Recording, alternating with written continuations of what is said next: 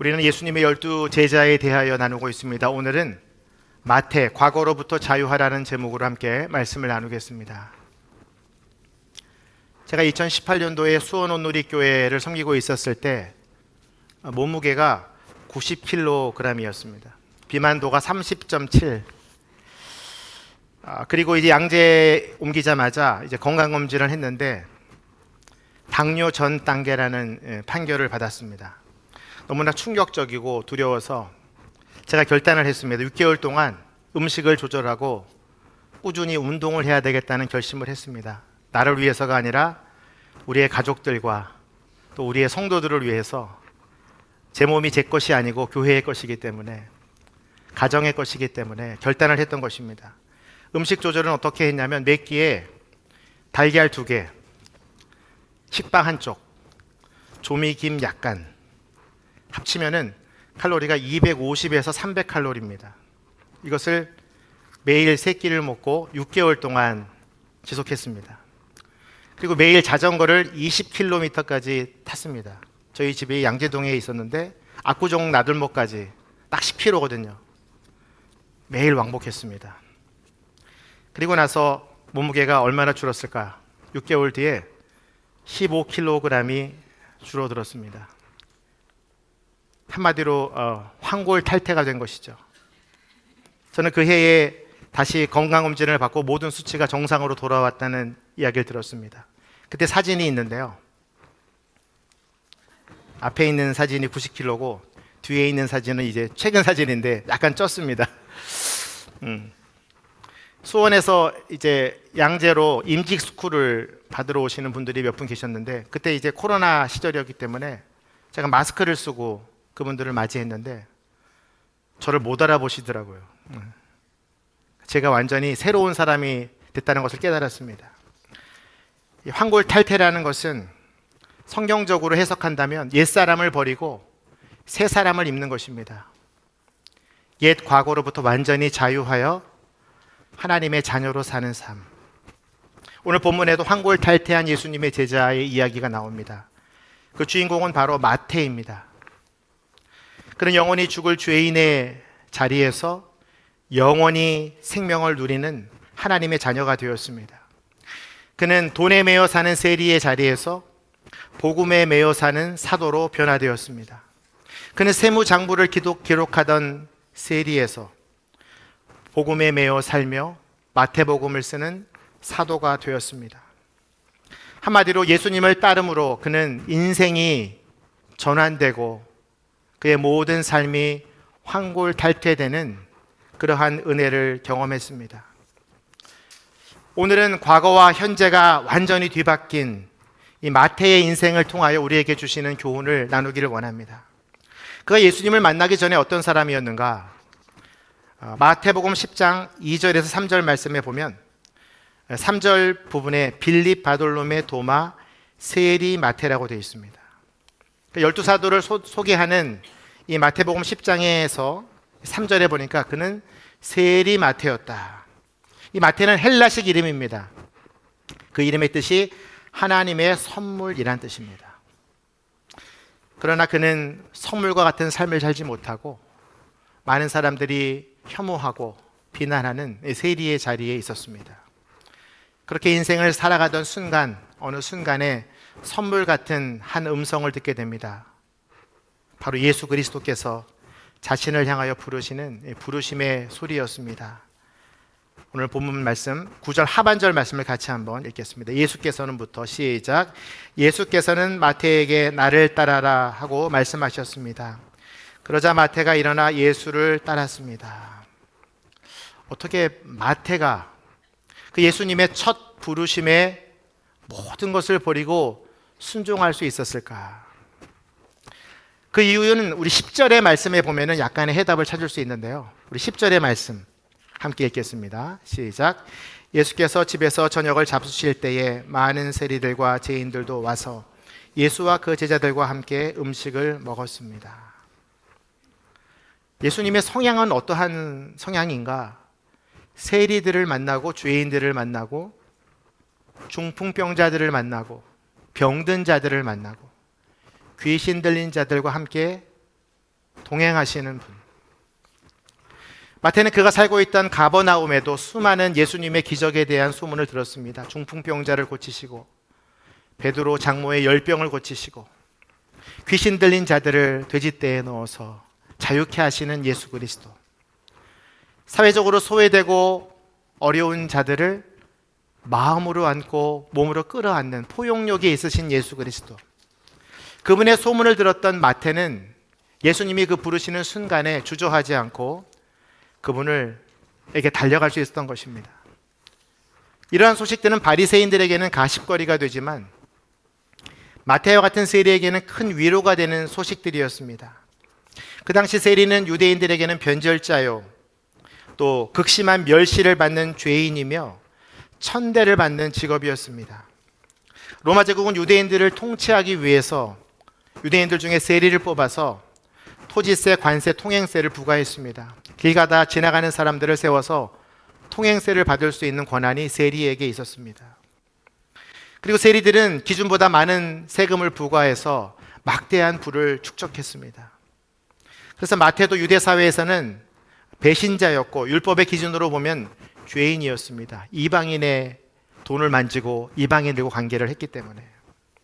그래서 그는 율법을 어긴 부정한 자였기 때문에 성전에도 들어갈 수 없었고 유대 사회의 법의 테두리 안에 보호도 받지 못했습니다.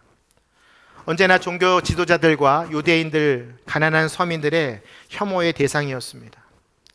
그래서 유대인은 창녀, 고아, 이 죄인들과 같은 대열에 가장 앞에 세리를 넣었습니다. 세리와 죄인들. 그러니까 죄인들 중에서도 가장 먼저 나오는 이름이 세리였습니다. 사회적으로 낙이 찍힌 이 세리를 예수님이 오늘 부르십니다. 나를 따르라. 이것이 마태의 귀에는 어떻게 들렸을까? 저는 한번 생각해 봅니다. 이 마태의 마음속에 이 이야기는 마태, 너도 나의 자녀이고 너도 나의 제자가 될 수 있어. 그러니 나를 따르라. 주님이 다 설명하진 않으셨지만 세관에 앉아있던 마태는 그 예수님의 음성 가운데 반응할 수밖에 없었습니다. 마태가 또 예수님을 따라간 두 번째 이유는 그의 옛 이름에 있습니다. 마태는 헬라식 이름이고 원래 이름은 히브리식 이름 레위라는 이름이 있었습니다. 그 당시 유대 사회는 히브리어를 사용하는 유대 문화와 헬라어를 공용어로 쓰는 로마의 문화가 섞여 있었기 때문에 이 두 가지 이름을 같이 썼던 것이죠. 바울이 헬라식이고 사울이 히브리식 이름인 것처럼 말이죠. 오늘 본문과 병행한 마가복음 2장 14절에 마태를 이렇게 소개합니다. 제가 읽겠습니다. 그러고 나서 예수께서는 지나가시다가 세관에 앉아있는 알페오의 아들 레위를 만나셨습니다. 14절에는 알페오의 아들 레위, 너는 나를 따라오너라. 이 레위라는 이름은 어떤 뜻이 있을까요? 이 사람은 분명히 레위 지파의 후손일 것입니다. 레위는 하나님과 연합한 자라는 뜻입니다. 레위는 성막을 섬기고 또 성물들을 나누는 일들을 했기 때문에 그는 하나님과 사람들을 연결하는 일을 했던 것이죠. 그런 후손이었던 그가 어느새 하나님을 떠나 돈과 연합한 자가 되어 있었던 것입니다. 성경은 그가 왜 세리가 되었는지 설명하지 않습니다. 근데 제가 추측하기로는 아마 그는 충분히 자신의 이름대로, 자신의 가문의 전통대로 레위처럼 살기를 원했을 것입니다. 그러나 세상은 너무나 험하고 또 거짓된 이야기들이 많기 때문에 살아가면서 성숙하면서 돈에 대하여 성공에 대하여 아마 물들었을 것입니다. 그리고 그는 지금 현실은 돈과 연합한 세상 사람들이 천대하고 무시하는 이 세리의 직업에 들어가 있었던 것이죠. 그가 이렇게 레위 지파의 후손임에도 불구하고 무시받고 천대받는 죄인으로 취급받는 자리에 앉아 있으면서 어떤 생각을 했을까? 내가 레위 지파 후손인데 이렇게 살면 될까? 다시 하나님과 사람을 연합시키는 나의 이름대로 살기를 원하는 그런 양심의 소리가 그 마음 가운데 있었을 것입니다. 그리고 어느 그 순간에 자책하고 그 죄책감에 쌓여있던 그 순간에 그가 들었던 음성, 마치 선물처럼 다가온 음성, 예수님의 따뜻하고 포용력 있으신 그 음성 가운데 그는 매료되고 말았던 것입니다. 주님이 그를 향하여 나를 따르라고 했을 때 그는 그 음성에 따라 레위 그 이름대로 하나님과 연합하는 삶을 다시 살기를 원했던 것입니다. 그 순간 그의 인생이 완전히 뒤바뀌게 되었죠. 서두에 말씀드린 대로 그는 황골탈퇴하는 순간을 경험했습니다. 그 순간을 병행구절인 누가복음 5장 27절 28절은 이렇게 설명합니다. 함께 읽겠습니다. 시작. 이 일 후에 예수께서는 밖으로 나가 레위라는 세리가 세관에 앉아 있는 것을 보고 말씀하셨습니다. 나를 따라라. 그러자 레위는 그 자리에서 벌떡 일어나 모든 것을 버려두고 예수를 따랐습니다. 벌떡 일어나. 예수님이 나를 따르라고 하는 그 말씀이 그치자마자 벌떡 일어나. 마치 작정이라도 한 듯이 모든 것을 버리고 예수님을 따라갑니다. 이 모든 것은 무엇을 의미할까요? 그는 자신의 등에 있는 로마의 권력을 버렸던 것입니다. 자신의 생계와 책임을 지고 있던 일자리를 버린 것입니다. 돈과 연합하여 축적했던 모든 부와 그 자리의 권세를 버렸던 것입니다. 벌떡 일어나라는 그 단어 안에 이 모든 것이 설명되어 있는 것이죠. 그는 과거의 모든 삶을 청산하고 새로운 사명을 향해 나아가는 새로운 사람이 되기를 소망했습니다. 그런데 그 자리에 그와 완전히 반대되는 생각을 하고 있는 바리새파 사람들의 태도가 나옵니다. 마태가 사람들과 이제 잔치를 베풀고 예수님과 함께 식사를 하고 있는 모습을 보면서 바리새파 사람들이 한 반응입니다. 11절 말씀인데요. 제가 읽겠습니다. 이것을 본 바리새파 사람들이 예수의 제자들에게 물었습니다. 어째서 너희 선생님은 세리들과 죄인들과 함께 어울려 먹느냐? 바리새파 사람들은 예수님을 자신들이 혐오하고 천대하는 세리들과 함께 식사하는 모습을 보면서 너무나 못마땅했던 것입니다. 그래서 제자들에게 너희 선생님은 왜 저렇게 죄인들과 세리들을 만나고 있느냐? 여기 선생이라는 단어는 예수 그리스도가 내 앞에 오셨지만 그분을 나의 구주로 영접하지 못하고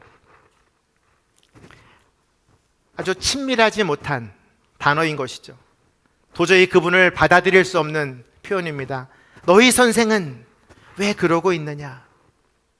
예수님이 눈앞에서 제자들을 부르시고 기적을 행하시고 사람들을 살리시는 일을 하는데 이 바리새인이라는 사람은 그 예수 그리스도와 그 제자들을 비꼬는 듯이 지금 비판하고 있는 것입니다. 그들이 왜 그렇게 했을까? 그들은 하나님의 율법을 가르치던 자들이었습니다. 그런데 자신이 알고 있는 율법과 반대되는 행동을 예수님이 했기 때문에 죄인들과 세리들을 만나고 중풍병자들을 고치시고 그러한 일들이 못마땅했던 것이죠. 그것은 자신이 가르치는 율법을 모독하는 행위였고 그것은 하나님을 모욕하는 행위라고 생각했던 것입니다. 똑같은 예수님을 두고 한 제자는 예수님을 따라갔고 한 사람은 예수님을 비판하고 그 제자들을 비꼬고 있습니다. 그때 예수님께서 바리새파 사람들에게 내가 이 땅에 온 목적에 대하여 설명하십니다. 12절 13절 말씀인데요. 같이 한번 읽겠습니다. 시작. 이 말을 듣고 예수께서 말씀하셨습니다. 건강한 사람에게는 의사가 필요하지 않으나 병든 사람에게는 의사가 필요하다. 너희는 가서 내가 원하는 것은 제사가 아니라 자비다 하신 말씀이 무슨 뜻인지 배워라. 나는 의인을 부르러 온 것이 아니라 죄인을 부르러 왔다. 예수님이 이 땅에 오신 목적은 의사로서 왔다고 말씀하십니다. 병자들을 치료하고 죄인들에게 자비를 베풀기 위하여 내가 왔다. 근데 12절에서 말하는 건강한 자는 무엇일까요? 진짜 건강한 자들일까요? 그렇지 않습니다. 내가 건강한 자라고 착각하는 바리새인들을 뜻하는 것입니다. 내가 옳은 행동을 하고 있고 내가 율법을 지키고 있고 내가 하나님을 모독하는 자를 지금 비판하고 있다. 나는 건강하다라고 말하는 바리새인들. 그러나 주님은 그런 건강한 자들을 위해 오신 것이 아니고 병든 자들을 위해 오셨다. 병든 자들은 그 당시 혐오받고 천대받던 세리와 죄인들을 의미합니다. 사회에서 격리되고 사람들이 무시하고 거들떠 보지도 않았던 병자들, 귀신 들린 사람들을 위해 내가 왔다라고 말씀하십니다. 이것은 진짜 질병을 의미하는 것도 있지만 그 질병의 의미를 넘어서 영적으로 회개하고 예수님의 구원이 필요한 자들을 위해서 내가 이 땅에 왔다라고 하는 말씀입니다. 그리고 13절에 제사와 의인, 너희들이 드리는 이 제사, 그건 바리새인들이 형식적으로 행하는 기도와 금식과 11조를 의미하는 것이었습니다. 누가복음 18장 11절에서 12절 말씀인데요, 제가 읽겠습니다. 바리새파 사람은 서서 자신에 대해 이렇게 기도했다. 하나님, 저는 다른 사람들 곧 남의 것을 빼앗는 사람이나 불의한 사람이나 간음하는 사람과 같지 않고 이 세리와도 같지 않음을 감사합니다. 저는 일주일에 2번씩 금식하고 얻은 모든 것에 11조를 냅니다. 주님이 원하는 제사는 이 제사가 아니었습니다.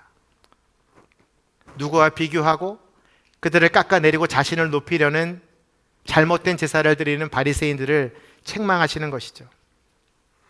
주님이 정말 기뻐하시는 것은 무엇일까? 자비라고 말씀하십니다. 자비를 구하는 기도, 긍휼을 구하는 간청, 그것을 주님이 기뻐하신다고 말씀하십니다. 누가복음 18장 13절, 상한 심령의 기도가 나옵니다. 세리의 기도죠. 그러나 세리는 일찍이 서서 하늘을 쳐다볼 엄두도 내지 못하고는 가슴을 치며 말했다. 하나님이 이 죄인에게 자비를 베풀어 주십시오. 예수님이 세리처럼 기도하는 회개와 겸손의 기도를 기뻐하신다라고 말씀하십니다. 그것을 들어주기 위하여, 응답하기 위하여 내가 왔다라고 말씀하십니다. 우리는 늘 착각합니다. 주일 예배를 잘 드리고 새벽마다 기도하고 성경 통독을 끊임없이 계속하는 것만으로도 내가 의롭다라고 생각합니다. 착각입니다. 주님이 원하시는 것은 내가 통독을 못하고 기도 시간을 지키지 못하고 주일 예배도 드리지 못하는 상한 심령으로 드리는 기도를 기뻐하십니다. 주님, 내가 너무나 드리고 싶지만 내가 그렇게 하지 못하고 있습니다. 나를 용서해 주십시오. 내가 그 통독 프로그램에 계속 참여하고 싶지만 회사 일이 바쁘고 몸이 아프고 연약해서 할 수 없었습니다. 주님, 저를 용서해 주십시오. 주님이 받으시는 기도, 주님이 받으시는 제사, 저는 우리 드림플러스의 모든 청년들이 그런 예배자요, 기도자가 되기를 축원합니다. 결국 마태는 예수님의 부르심에 완전히 옛사람을 벗어버리고 새로운 사람으로 결단하게 되는데요. 그 증거가 병행구절인 누가복음 5장 29절에 나옵니다. 같이 한번 읽겠습니다. 시작. 레위는 예수를 위해 자기 집에서 큰 잔치를 열었습니다. 많은 세리들과 다른 사람들이 그들과 함께 음식을 먹고 있었습니다. 오늘 본문에도 나오지만 분명하게 큰 잔치를 열었다. 누구를 위해? 예수를 위해. 그가 만난 예수 그리스도, 그가 선택한 주님을 위하여 잔치를 베풀었다. 왜 잔치를 베풀었을까요? 그 뒤에 이야기가 있죠. 많은 세리들과 다른 사람들이 그들과 함께 음식을 나누고 예수님을 만나게 하려고 그 잔치를 연 것입니다. 이제 그 이름대로 레위, 하나님과 사람을 연합하게 하는 일을 지금 그가 하고 있습니다. 그리고 자신이 들었던 나를 따라라 선물과 같은 그 자신의 이름 마태, 하나님의 선물을 자신의 동료 세리들에게 나눠주는 일을 지금 하고 있습니다. 예수님과 사람들을 연합하게 하는 새로운 사람이 된 것이죠. 저는 이 장면을 묵상하면서 왜 마태가 쓴 마태복음에 천국이라는 단어가 그렇게 많이 나올까? 마치 하나님 나라의 혼인잔치가 열렸는데 마태를 알고 있는 세리와 죄인들은 다 모인 거예요. 근데 누가 없어요? 하나님의 율법을 공부하고 하나님을 섬긴다고 하는 바리새인과 율법학자들은 그 잔치에 참여하지 못하고 있습니다. 그들은 의인인 것처럼 기도하고 금식하고 11조 하는데 막상 하나님의 나라에는 세리와 죄인들과 병든 자들만 모이게 된 거예요. 마태는 이 복음서를 쓰면서 이 잔치를 기록하면서 무슨 말을 하고 싶었을까? 그는 천국에 대한 이야기를 하기를 원했던 것입니다. 천국의 원리가 마태복음 13장에 나와 있는데요. 같이 한번 읽겠습니다. 47절과 48절인데요. 시작. 또 천국은 마치 바다에 치고 각종 물고기를 모으는 그물과 같으니 그물에 가득함에 물가로 끌어내고 앉아서 좋은 것을 그릇에 담고 못된 것을 내버리느니라. 여러분, 하나님의 나라가 이 땅에 도래하게 되면은 그물이 쳐진대요. 그 모든 사람들을 다 쓸어 담는 그물이 쳐지는데, 그 그물이 좋은 것과 못된 것을 가리게 된대요. 누군가는 하나님의 나라를 누리지만 누군가는 버려지게 된대요. 마태가 기록한 이 마태복음의 핵심 주제가 바로 이 천국입니다. 천국은 예수님이 통치하시고 다스리시는 그 현장이 바로 천국이거든요. 예수님이 오심으로 인하여 이미 천국이 시작된 거예요. 그래서 마태복음 3장 2절에 보면 회개하라 천국이 가까웠느니라. 마태복음 5장 3절에 보면 천국은 마음이 가난한 자의 것이다. 이 세리와 죄인들과 병든 자들의 것이다 라고 말하고 있습니다.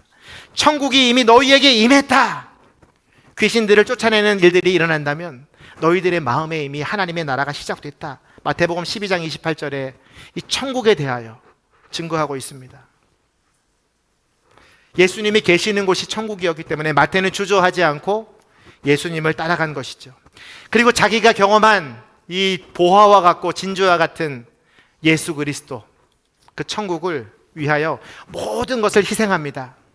마태복음 13장 44절에서 46절 말씀인데요, 같이 한번 읽겠습니다. 시작. 천국은 마치 밭에 감추인 보화와 같으니 사람이 이를 발견한 후 숨겨두고 기뻐하며 돌아가서 자기의 소유를 다 팔아 그 밭을 사느니라. 또 천국은 마치 좋은 진주를 구하는 장사와 같으니라.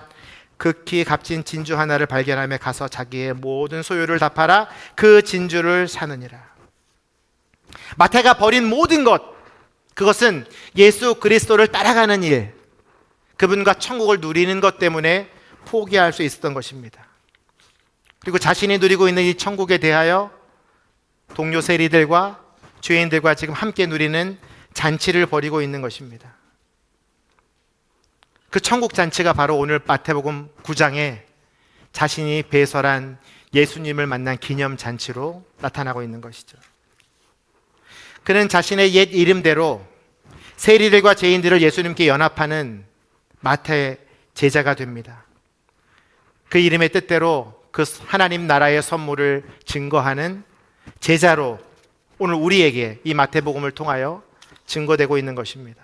저는 오늘 마태의 순종과 변화의 모습을 보면서 우리 청년들에게 도전하고 싶은 것이 두 가지가 있습니다. 우리 드림플러스의 모든 청년들이 오늘 마태처럼 옛 사람과 옛 자리를 과감하게 벗어버리게 되기를 주님의 이름으로 축원합니다.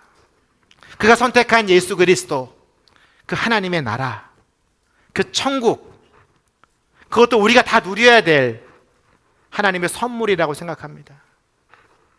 그렇기 위해서는 여러분의 옛 자아를 다 버려야 돼요.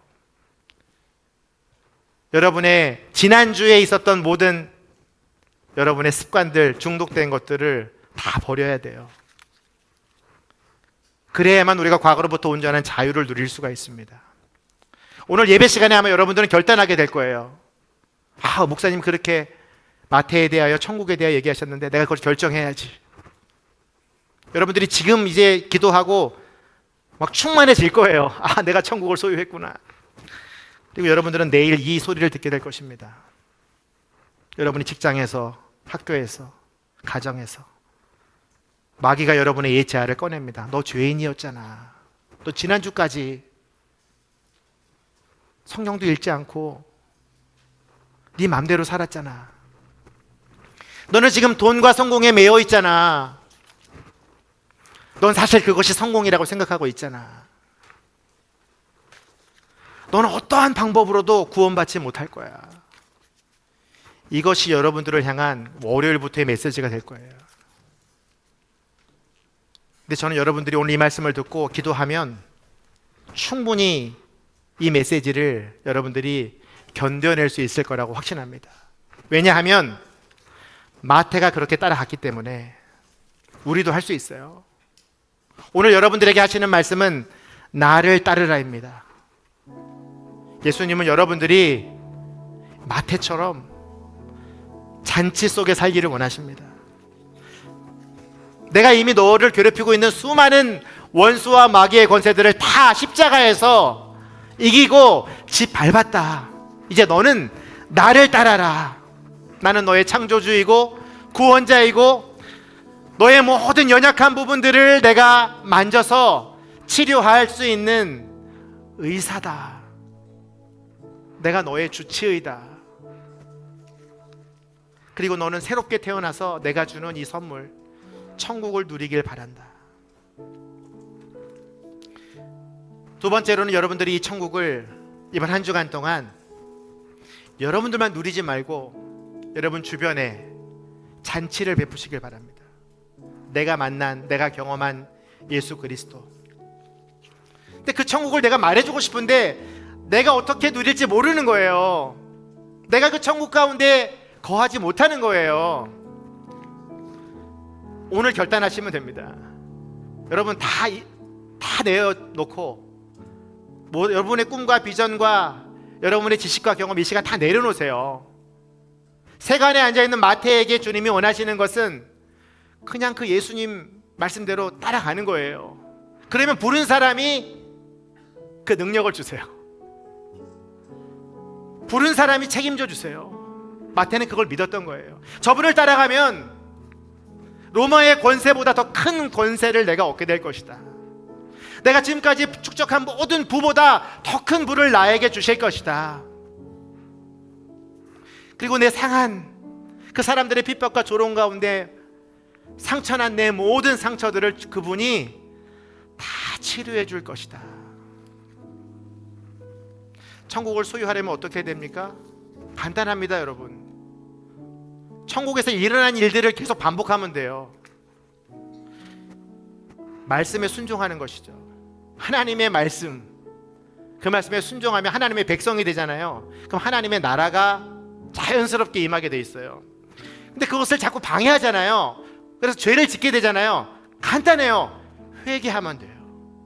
하나님, 내가 오늘도 이 말씀을 지키려고 노력했는데 실패했어요. 주무시기 전에 머리에 손을 놓고 성령으로 불태워달라고 기도하세요. 그게 회개예요. 그러면 그날 지었던 모든 죄가 깨끗하게 돼서 바로 천국으로 들어가게 돼 있어요. 여러분들이 받은 구원과 오늘 받은 이 은혜들을 날마다 찬양하세요. 그럼 또 천국이 임해요. 왜냐하면 하나님 나라 가서 할 수 있는 가장 많이 해야 될 행위가 뭐냐면 감사와 찬양이에요. 감사하면 천국이 임하고 찬양이 시작되면 하나님의 나라가 여러분을 다스리게 돼요. 또 한 가지, 여러분 반드시 결혼하시고 가정을 이루세요. 그것을 위해 간절히 기도하세요. 왜냐하면 천국의 모형이 가정이에요. 우리 오늘 한 순장님이 최근에 결혼했는데 어떠세요? 그러니까 너무 행복하대요. 왜 그럴까? 천국이 임했기 때문에 그래요. 가정에 하나님이 천국을 주세요. 가정을 얻기 위해 기도하십시오. 연애도 하십시오. 또 한 가지는 공동체 생활을 하는 거예요. 여러분, 순 공동체를 주신 이유는 천국을 보여주시려고 여러분들에게 순 공동체를 허락하시는 겁니다. 예배 드리는 것도 좋은데요, 더 깊은 천국을 경험하려면 순에 들어가세요. 공동체에 들어가세요. 그래야 내가 세리 마태인 것을 깨닫게 돼요. 그래야 내가 버릴 것들이 보여져요. 날마다 그것을 위해 여러분 구하시고 기도하세요. 기도하면 천국이 임해요. 하나님은 그 천국을 우리에게 주시려고 마태를 부르시고 마태복음을 쓰고 지금 듣게 하시는 거예요. 여러분들이 기도만 하면 하나님은 그 선물 보따리를 이만큼 들고 계시다가 그냥 다 부어주세요. 오늘 여러분들이 그 기도를 했으면 좋겠습니다. 하나님, 나에게 천국을 주세요. 얼마나 간단한 기도입니까? 찬양 한 곡 부르고 기도하겠습니다.